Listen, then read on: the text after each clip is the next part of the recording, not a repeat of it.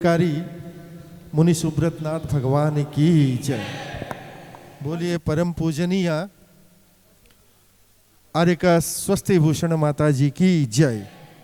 मैं ललित अजमेरा, मंत्री श्री दिगंबर जैन पंचायत विजयनगर, मुनि सुब्रतनाथ भगवान के चरणों में त्रिवार नमोस्तु निवेदित करते हुए पूज्य माता जी के संघ के श्री चरणों में भी अमूमन लोग बोलते हैं कि माताजी को बंदामी करना चाहिए, लेकिन मेरे भाव आज यहाँ माताजी को भी नमोस्तु करने के हुए हैं।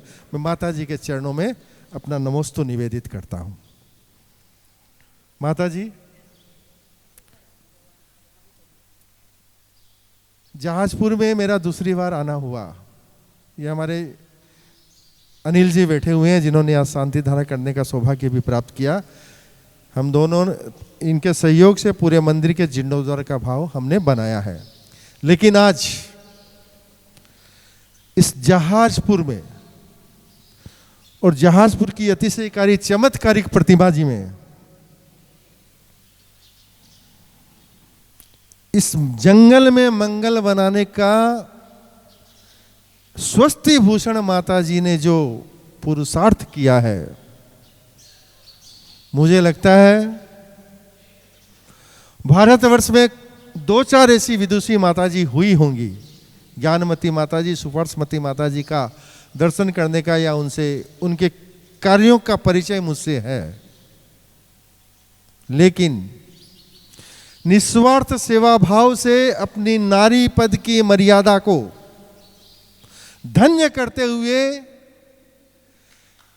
जिस पद को माताजी ने स्वीकार कर कठोर तपस्या करते हुए इस जहाजपुर के मंदिर को मुनि सुब्रतनाथ भगवान के इस प्रतिमा जी की चमत्कार को पूरे विश्व में फैलाने का जो कार्य किया है, पूरा दिगंबर जैन समाज माताजी के चरणों में जब तक जहाजपुर रहेगा, जब तक मुनि सुब्रतनाथ भगवान के दर्शन इस धरा के लोग करते रहेंगे, तब तब स्वस्ति भूषण माता जी के चरणों में हमेशा हमेशा के लिए लोगों की श्रद्धा भक्ति जागृत होती रहेगी।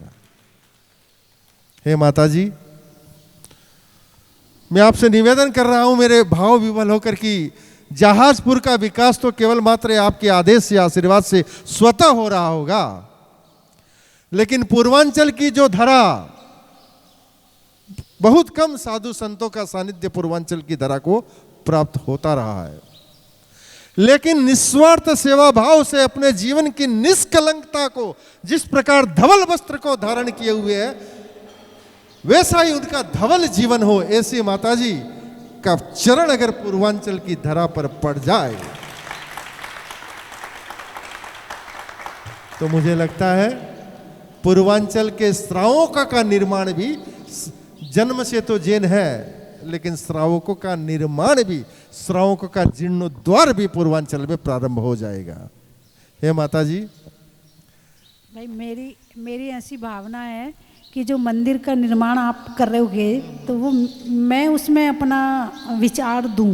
ठीक है, मेरी ऐसी भावना है। 1-2 बातें मैं इसके लिए बिंदु प्रकाश कर दूं। हमारे मूल नायक पारसनाथ भगवान है, कोई दिक्कत। वेदी है, वेदी के अंदर में एक मुख्य वेदी है और दोनों तरफ एक कमल का आसन नीचे से थोथ है। दोनों तरफ कमल का आसन है, उन पर 3-3 प्रतिमाएं विराजमान है। तो उस पर आपकी कुछ बोलते हैं कि वेदी में, मूल वेदी में एक ही वेदी होती है, 3 थोथ नहीं होती। चर्चा कर लेंगे, वो चर्चा करेंगे। दूसरा, ऊपर समोसरण है जो सुपर्णमती माता जी ने बनवाया है। उस समय वो प्लास्टर ऑफ पेरिस का था, लेकिन अब समाज का भाव है कि पूरा समोसरण मार्बल का हो जाए।